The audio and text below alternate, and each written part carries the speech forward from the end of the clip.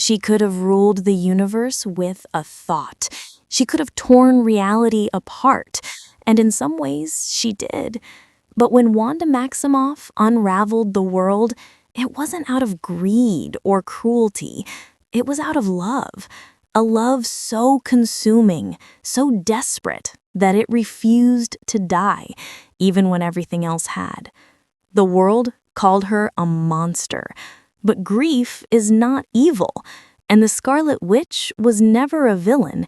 She was a mother trying to remember what it felt like to hold her children again. On my way.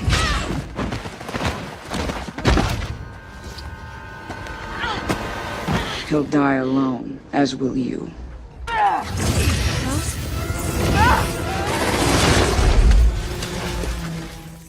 Chapter 1. The Girl Who Was Always Afraid of Herself. Before she became a myth, Wanda Maximoff was a child who grew up in ruins. Sokovia was not a home, it was a war zone. Every night was a lullaby of explosions. Every morning, a prayer whispered to walls that shook with gunfire. When she and her brother Pietro watched their parents die beneath the rubble, her world broke, and it never truly healed. For 2 days, the twins were trapped beneath the remains of their home, staring at an unexploded Stark Industries missile. The word Stark was burned into Wanda's mind before she ever knew what it meant. Fear became her first language, vengeance her second. But underneath both, there was always longing, the yearning for safety, for warmth, for family.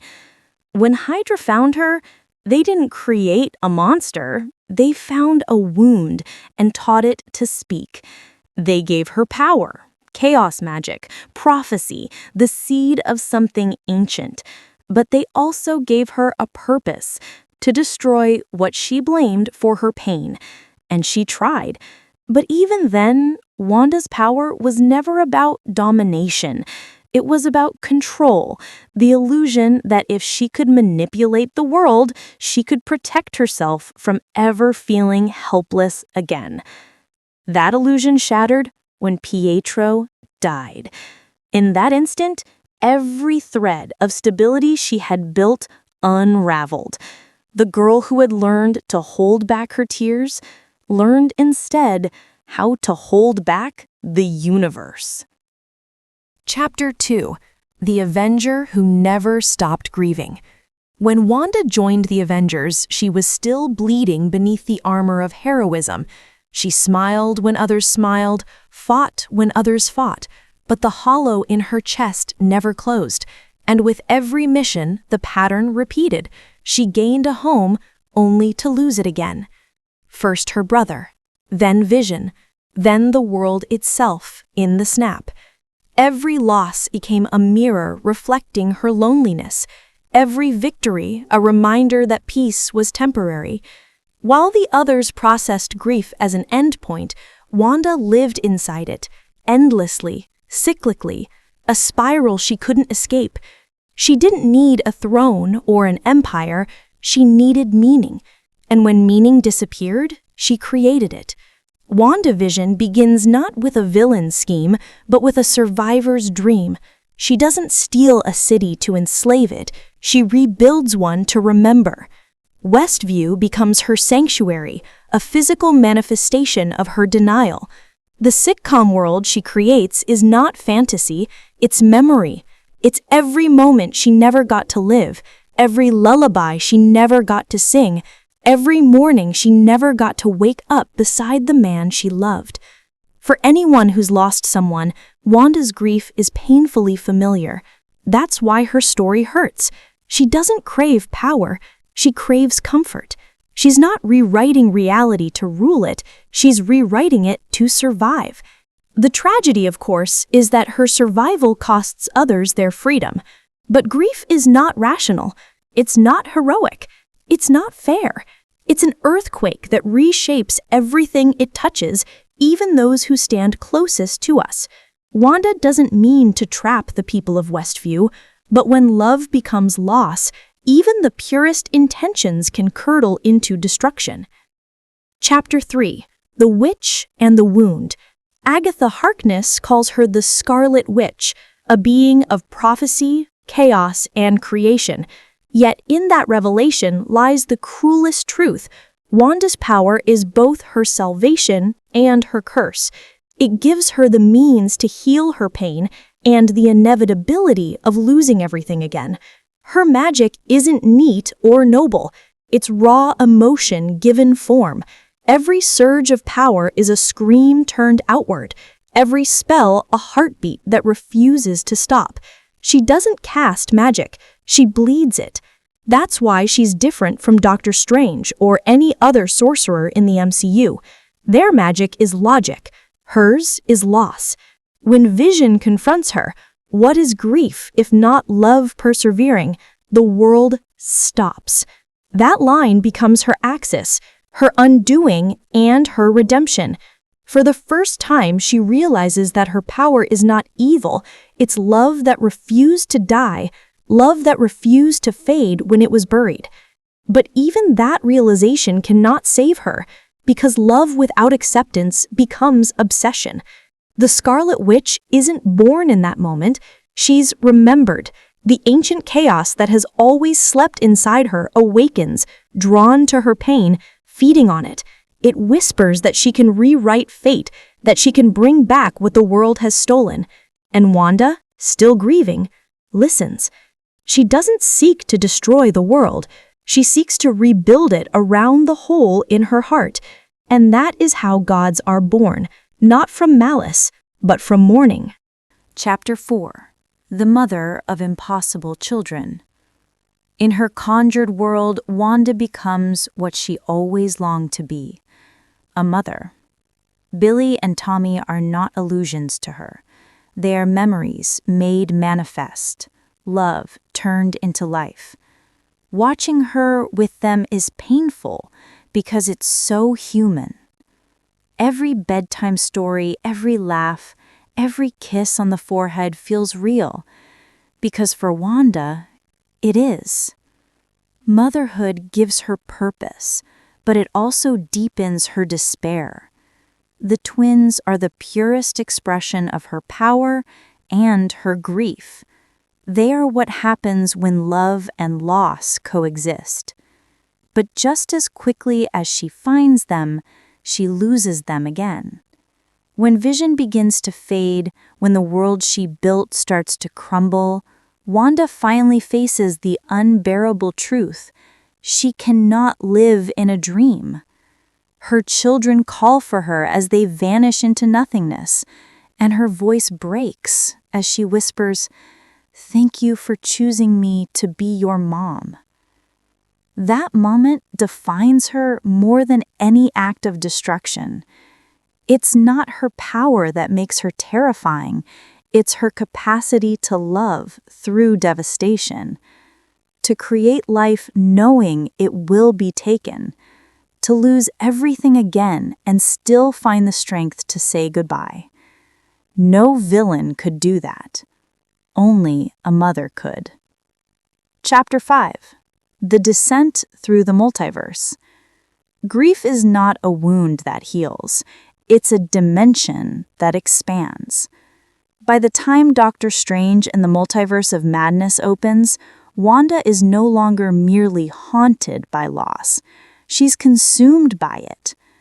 The Scarlet Witch has fully awakened, and with her awakening comes the terrible realization that somewhere in the infinite folds of existence, her children are alive.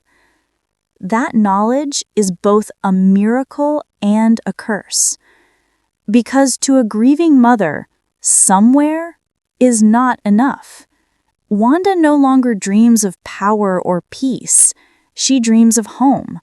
Every night she closes her eyes and sees Tommy and Billy laughing, their tiny hands reaching for her. Every morning she wakes up alone, her heart echoing in an empty house. That kind of loneliness doesn't ask for reason. It asks for a remedy. When she finds the Darkhold, she doesn't see corruption. She sees possibility. The book promises her what no one else ever could: reunion. It tells her that she can be with her boys again, that the walls of reality are just lies built by gods who've never known love. And Wanda, desperate, believes it. We mistake that desperation for villainy. We see her tearing through realities, slaughter sorcerers, and whisper nightmares into heroes, and we call her monstrous. But grief has always been monstrous. It devours perspective. It makes the impossible seem merciful. Wanda is not seeking to destroy worlds. She's trying to reach through them. The tragedy is that every version of her children she finds is already safe, already loved. She cannot enter their lives without taking someone else's place, without becoming the very thief she spent her life fighting against. That is the cruelty of her story. The multiverse holds infinite versions of joy, but none that belong to her. When she finally stands face to face with another Wanda, the one who has everything she's lost, she doesn't rage. She weeps, because she realizes in that moment that she's not a monster invading another mother's home. She's a reflection of her, a mirror fractured by grief. The Scarlet Witch isn't born from darkness. She's born from love, stretched too thin across time and space until it snaps. Chapter 6: The Mirror and the Monster. The genius of Wanda's story lies in its intimacy. Superhero films often treat power as spectacle, lightning, explosions, battlefields. But for Wanda, power is personal. Her greatest fight is not against heroes or gods, but against herself. In Multiverse of Madness, when she walks through the halls of Kamar-Taj, her face is serene, almost gentle. "I'm not a monster," she tells Strange. "I'm a mother." It's one of the most chilling and heartbreaking lines in the MCU, not because it's untrue, but because it's completely true. She kills because she's terrified. She hunts because she's desperate. Every life she takes is an echo of the life she's lost. Her violence is a manifestation of her inability to let go. And as her power grows, so does her pain. The Scarlet Witch is not a mask she wears. It's a wound she can no longer hide. But the film's brilliance is in its mirror. When Wanda sees her children recoil from her, when she sees the fear in their eyes, it's not condemnation from the world that breaks her. It's the realization that she's become the nightmare she used to fight. The woman who once saved innocence from war is now the one bringing it to their doorstep. It's only then that the Scarlet Witch sees herself clearly. She doesn't need to be destroyed. She needs to rest. Her collapse at Mount Wundagore isn't a death. It's an ending written in mercy. The mountain crumbles not out of rage, but release. In that final moment, Wanda chooses what no villain ever could. She destroys the source of her corruption and saves the multiverse from her own pain. Her body may be gone, but her story remains unfinished, because grief doesn't end. It lingers in the quiet places of memory, waiting to be healed. Chapter 7: The Morality of Grief. It's easy to condemn Wanda because her story forces us to face the question we avoid. What would we do if loss became unbearable? How far would we go to rewrite the past, to hold the ones we loved again, to undo what fate stole? Wanda's grief is the purest test of morality. She doesn't act out of malice, she acts out of love, unrestrained by consequence. Her story isn't about good or evil, it's about the limits of empathy. The audience's instinct to forgive her, even after all she's done, reveals our own understanding of pain. Because deep down, we recognize her truth. every villain is a hero in the moment they're trying to heal. That's why her story resonates differently from Thanos or Loki or any other fallen soul in the MCU. Thanos sought balance. Loki sought identity. Wanda seeks only love, the most human motivation of all. And yet, that's what makes her terrifying. Because love, when untethered from reality, becomes the most dangerous form of power. Her tragedy is not that she lost control. It's that she believed control could fix what was broken. Every spell she cast, every life she altered, was an attempt to silence the echo of her own loneliness. And that loneliness, like magic, is contagious. But the world doesn't need Wanda to be punished. It needs her to be understood. Her story is not a cautionary tale about corruption. It's a lament for how easily pain can twist purpose, how even the kindest hearts can fracture when they carry too much sorrow alone. If she's guilty of anything, it's of loving too much and too long. Chapter 8. The Mother Lost in Time. In the end, Wanda Maximoff exists outside of time, a ghost moving between universes, a mother forever reaching through dimensions for children who will never stop being hers. She isn't gone. She's between. Somewhere beyond the multiverse, her spirit lingers, searching for peace in a reality where grief doesn't echo like thunder. The Scarlet Witch is not a name of terror anymore. It's a hymn. It's the sound of love refusing to disappear, of motherhood transcending death, of a woman who built worlds out of heartbreak and then tore them down to protect them from herself. Her story is cyclical. Life, loss, love, loss again. And maybe that's the point. Maybe Wanda's curse is the human condition written in magic, to hold on too tightly, to learn too late, to love beyond reason. She is what happens when grief learns to speak. We can condemn her actions, but not her heart, because her heart is what makes her divine.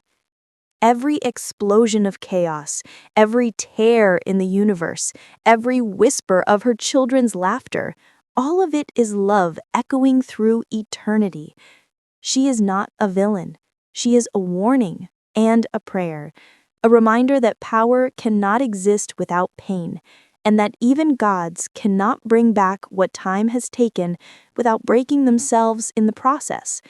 And maybe, just maybe, somewhere in another corner of creation, Wanda sits beside a fireplace, two small voices calling her name, her hands finally still. Because mothers do not vanish. They only wait between worlds, between moments, between heartbeats, until love finds them again.